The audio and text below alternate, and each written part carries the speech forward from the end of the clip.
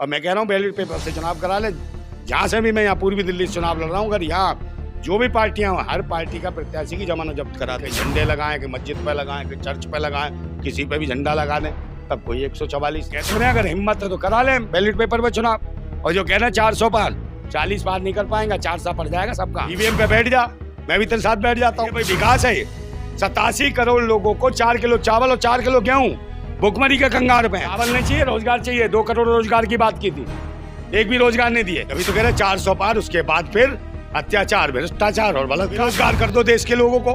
ये परिवार है इनका जो बेरोजगार भटक रहे हैं, उनको कौन देगा नौकरी? यहाँ देखो, हिंदू मुसलमान है, जात पात धर्म मजहब है, हर कौम को कौम से लड़ा दिया, जात को जात से लड़ा दिया, क्षेत्र को क्षेत्र से लड़ा दिया, भाषा को भाषा से लड़ा। वो भूतनी के हो, हलाला की पैदाइश कोई नहीं, तुम हो जो है अंग्रेजों की नाजात संतान। भूतनी को मुंह काला की पैदाइश हो। कहाँ गई तो तुम्हारी अम्मा मुंह काला करा के आई तब तुम पैदा हुए।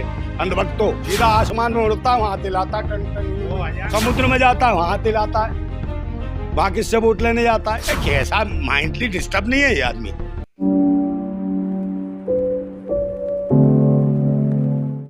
चुनावी तारीख का ऐलान हो चुका है, 7 चरणों में वोटिंग होगी और 4 जून को भारत को फिर से नया प्रधानमंत्री मिल जाएगा। अब कौन होगा? बीजेपी दावा कर रही है कि तीसरी बार फिर से मोदी सरकार। वहीं दूसरी तरफ जो गठबंधन बना है वो दावा कर रहे हैं कि बीजेपी इस बार 200 तक नहीं पहुंच पाएगी। इस बीच हमारे साथ नंदा भाई राजपूत हैं जो बेबाकी से अपनी राय रखते हैं, जो खुद भी इस बार लोकसभा का चुनाव लड़ेंगे। इनसे जानेंगे कि क्या लग रहा है कि आने वाले लोकसभा चुनाव में किसकी सरकार बनता देख रहे हैं और इनको क्या उम्मीद है, आखिर इनको क्यों राजनीति में आना पड़ा, क्या लग रहा है जी? क्या चाहिए? मैं तो आना ही पड़ेगा। क्रांतिकारी राजनीति में नहीं आएंगे तो कौन आएंगे? लुटेरे, आतंकवादी, देशद्रोही, भिखमंगे। आपका भी जो मोह था वो अब मोदी जी की तरह, जैसे आप आरोप लगाते हैं कि लग्जरी लाइफ जी रहे हैं, उसी तरह आप भी जीना चाहते हैं? हम वैसा नहीं जी रहे ना, हम तो लोग जगा रहे हैं, क्रांतिकारी लोग हैं भाई, बता रहे हैं हम तो अधिकारों के प्रति लोग जागरूक हों, सबके सब चुनाव लड़े। हर आदमी को लड़ने का अधिकार है, तो हम भी चाहते हैं पूरा देश लड़े। हम भी लड़ रहे हैं, अपनी बात कहेंगे, वैसे कहने नहीं देते कोई बात। आप तो बात अपनी ऐसे भी कह रहे हैं ना भाई, ऐसे कहाँ है? हम रोड पे तो नहीं कह पा रहे। रोड पे जाते कहते 144 धारा, ये कुछ भी करें, ये जो मर्जी करें, वो तो कोई 44 धारा नहीं। कहीं झंडे लगाएं कि मस्जिद पे लगाएं कि चर्च पे लगाएं, किसी पे भी झंडा लगा दें, तब कोई 144 नहीं। और कोई अपने अधिकार की, हक की, रोजगार की, शिक्षा की, स्वास्थ्य की, किसी की बात करे, शोषण की बात करे, तो उसके यहाँ 144 धारा पीट देते हैं। तो इसलिए है कि 15 दिन हमें मिलेंगे, लोगों के बीच बात रखेंगे अपनी और ईमानदारी से रखेंगे। वैसे तो हमें इन पर विश्वास ही नहीं है, क्योंकि ईवीएम से चुनाव हो रहा है। और मैं कह रहा हूँ बैलेट पेपर से चुनाव करा ले। जहाँ से भी मैं यहाँ पूर्वी दिल्ली से चुनाव लड़ रहा हूँ, अगर यहाँ जो भी पार्टियां हर पार्टी का प्रत्याशी की जमानत जब्त करा दूंगा अगर बैलेट पेपर से चुनाव होता है तो। ये तो वही बात हुई ना, आप कह रहे ईवीएम से चुनाव हो रहा है, हमें भरोसा नहीं है, फिर आप लड़ क्यों रहे? लड़ इसलिए रहे, अपनी बात कहेंगे, बात का मौका है। अपने आपको पता है कि ईवीएम में पहले ही गड़बड़ी हो जाएगी। भाई अपनी बात तो रखेंगे ना, कह तो रहे अगर हिम्मत है तो करा लें बैलेट पेपर पे चुनाव। और जो कहना 400 पार 40 पार नहीं कर पाएंगा, 400 पड़ जाएगा सबका। तो ये तो राहुल गांधी की भाषा बोल रहे हैं आप। राहुल गांधी ने कहा है ना कि ये राजा की जान ईवीएम में है, ईवीएम जिस दिन हट गए जीत नहीं पाए। भाषा राहुल की जान है तो फिर काय को प्यार की दुकान क्यों चला रहा था? हैं प्यार की और नफरत की, भारत जोड़ो तो किसने तोड़ दिया जो यात्रा चला था। तो यात्रा निकालनी थी तो ईवीएम के विरोध में निकालता, क्यों नहीं निकाली? एक शब्द कह दिया, चुप हो गए। हैं तो बोल दोबारा यात्रा निकाल ले, ईवीएम पे बैठ जा, मैं भी तेरे साथ बैठ जाता हूँ। कहीं ना है किसकी दुकान चले? प्यार की। और प्यार भी कौन सा बताओ? बहन भैया का प्यार, एक दूसरे से चिपट जाए, चुम्मा। भारत जोड़ रहे हैं वो सर, ये बहन भैया का प्यार चुम्मा लेने से भारत जुड़ जाएगा?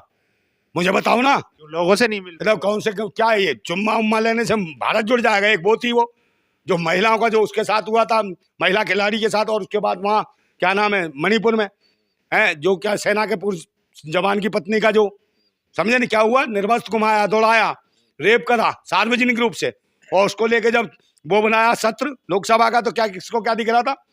उसको क्या दिख रहा था? संसद में उड़ता हुआ चुम्मा, समझे? वो हो गई 52 साल की अम्मा, 52 नहीं 56 साल की अम्मा।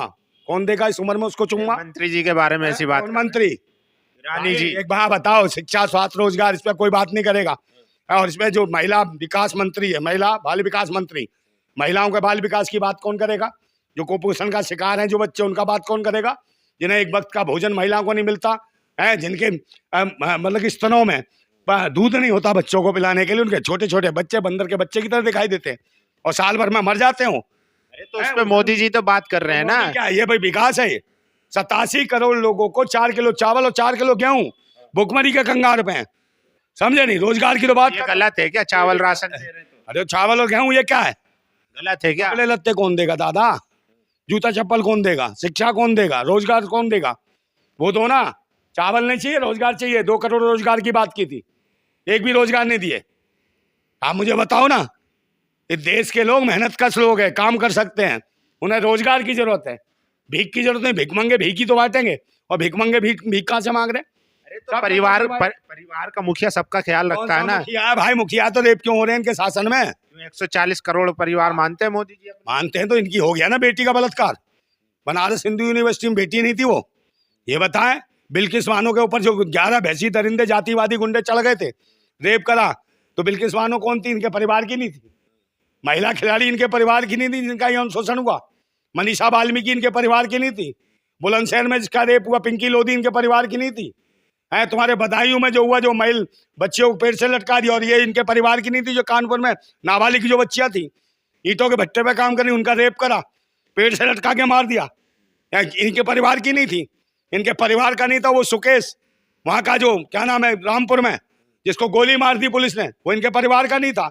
वो इनके परिवार का नहीं था। जो नमाज पढ़ रहा था, जिसके पिछवाड़े पे पुलिस वाले ने लात मार दी, वो इनके परिवार का नहीं था। या महिला खिलाड़ी के अलावा वो जो सेना के जवान की, पूर्व सैनिक की पत्नी जो सेना के जवान के नाम पे वोट मांगता था, वो इनके परिवार की थी। ये बेटी बचाओ बेटी पढ़ाओ होगा, और वो परिवार की बच्चियां नहीं थी। जो चिमने आनंद बाबा जो मसाज कराता छोटी छोटी बच्चियों से, ये कहाँ से आए भूतनी के? ये बाबा जिनको देश दुनिया से कोई मतलब नहीं, ये मसाज कराते हैं बच्चियों से, ये कहाँ से है? इनको भूतनी वालों काट दो इनको, समझे? वो परिवार की नहीं थी बच्चियां। परिवार का जब तो ख्याल रख रहे हैं, जाइए से ख्याल रखा जाए, बलात्कार करेंगे तभी तो कह रहे 400 पार, उसके बाद फिर अत्याचार, भ्रष्टाचार और बलात्कार। बहन बेटियों की इज्जत लूट लोगे तुम, यही तो काम है इनका। ये परिवार है इनका। बेरोजगार कर दो देश के लोगों को, ये परिवार है इनका।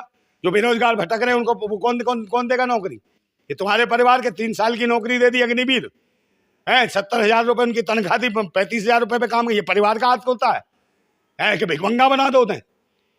देश के कोई आदमी आज की डेट में सुरक्षित नहीं है, भय का वातावरण कर रखा है।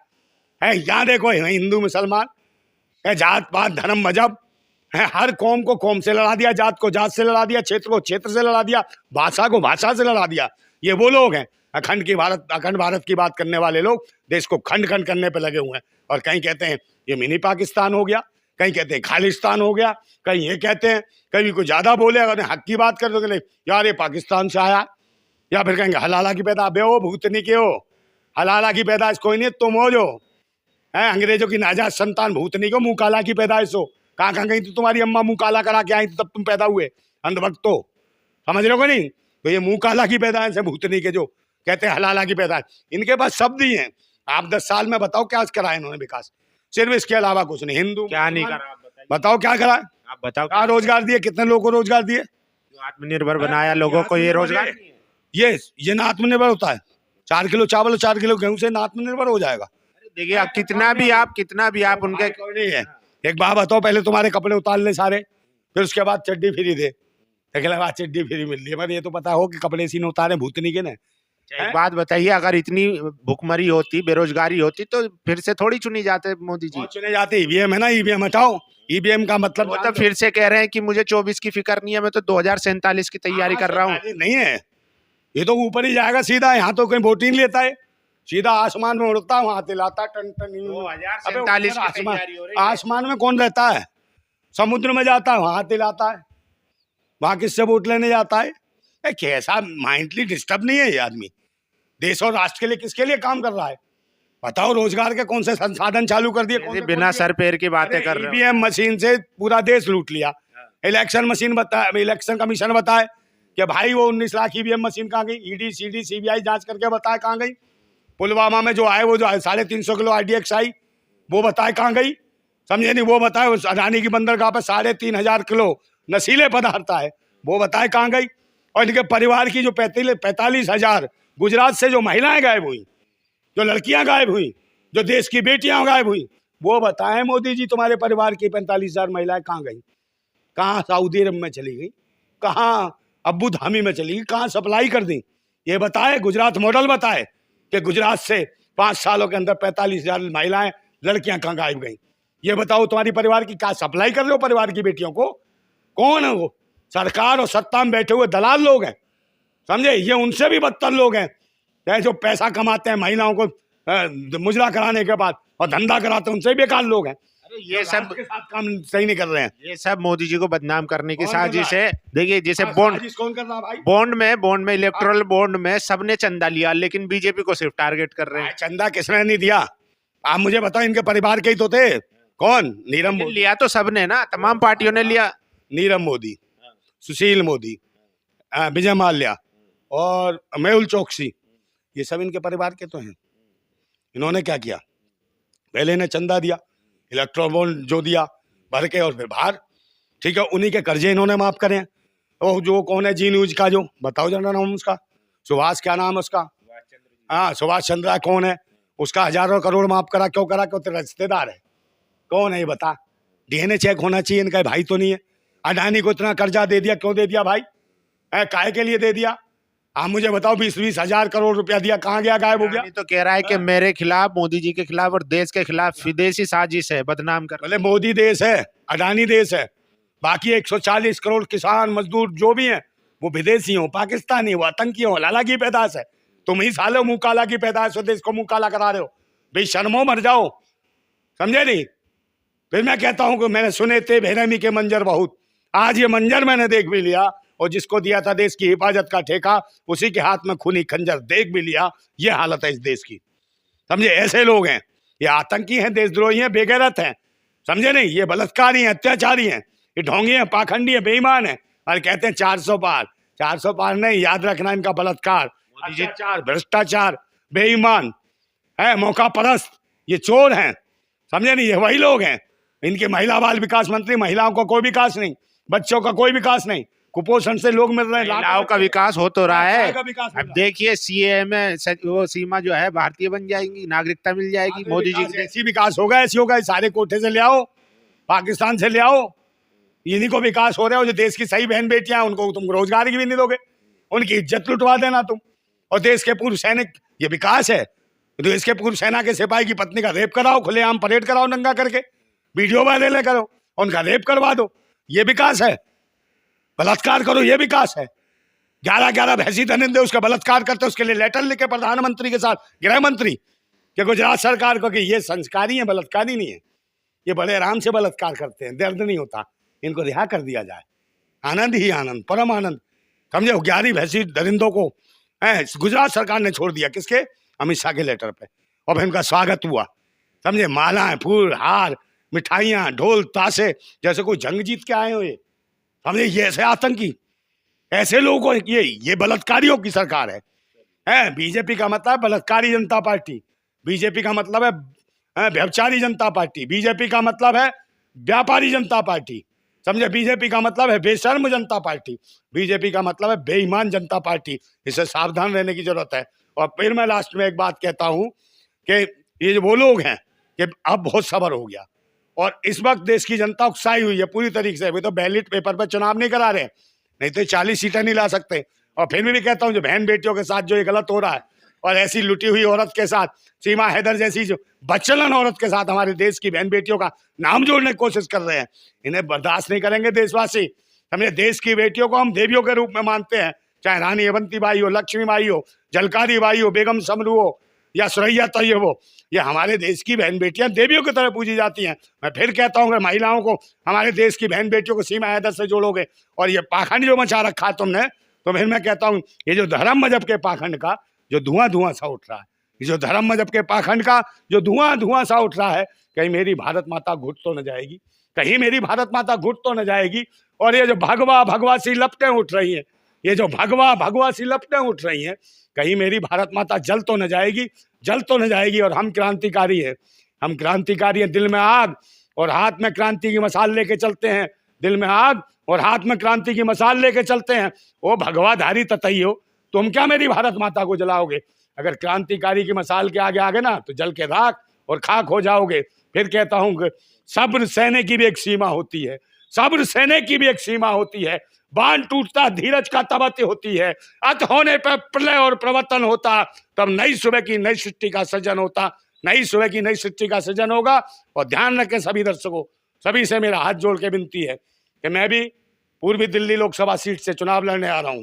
ये ध्यान रखिए, क्रांतिकारी आपका भाई नंदा भाई राजपूत फौजी है। ज्यादा से ज्यादा मेरे साथ सहयोग करें, समर्थन करें और मेरा हौसला बढ़ाएं, ताकि मैं गरीब, शोषित, वंचितों और बहन बेटियों के मान सम्मान की आवाज उठाता रहूं। जिंदाबाद था भारत, जिंदाबाद है और जिंदाबाद रहेगा। जिंदाबाद भारत।